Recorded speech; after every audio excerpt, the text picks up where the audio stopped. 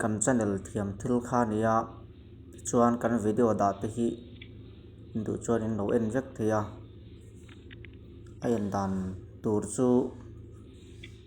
thiam thil ti channel kha an saras la ti chuan engemaw ber kha lo lang anga ta chuan net hi kan nei muang deuh hlek ria lo en tai la thiam thil ti taka khuan zuk click tur ani ti chuan khung khu kan video nei ho kha ni ta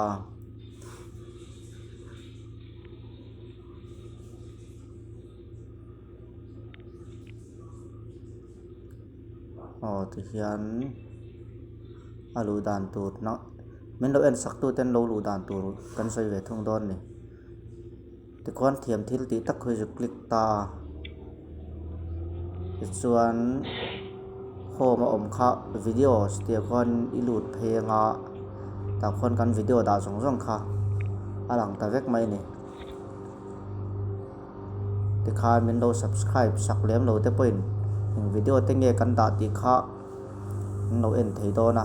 in thei ni chuan min lo subscribe sakula sum do na ta na mang kan ni ve lem lo wa lo chhor tang kai thei te kan om tak hin ti thuwa than hem ngai thila kan an ti ve mai mai zo ka nia thiam biak veo wang po ni chuang lo wa lo chhor tang kai du te ta na chhor tang kai thei tura kan han da that ve thin te nia video hi kan la da tam lo wa kan channel ma sa ton hret le chu choroi kha engemaw thila wangin min han block sak ve khang la na wangin channel thar kan an siam le a subscriber nei nga har em a